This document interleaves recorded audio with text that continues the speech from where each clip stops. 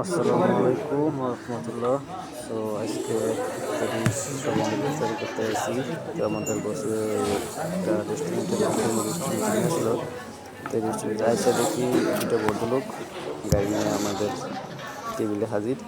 তো তাদের হাতে আবি জমজমের পানি। এই আবি জমজমের পানি দিয়ে আমরা ইফতারি সেরে নিলাম। তো অনেকটা আল্লাহর কাছে লাখ লাখ শুকরিয়া। জানতাম না যে আজকে আমাদের ভাগ্যটা এত ভালো যে আবি জমজমের পানি দিয়ে আমরা ইফতারি করতে পারবো। এই চান্সে আমাদের এই যে ম্যাডাম বস আমাদের একটা দামি একটা রেস্টুরেন্টে আনছে। তো নাম করা রেস্টুরেন্ট খেতেছে। তো আমাদের জন্য দোয়া করবেন আর আমাদের জন্য দোয়া করবেন। তো এরকমই প্রবাসীতে বস ভালো হওয়া উচিত। আশা করি সবার ভাগ্যতে এরকম হয়।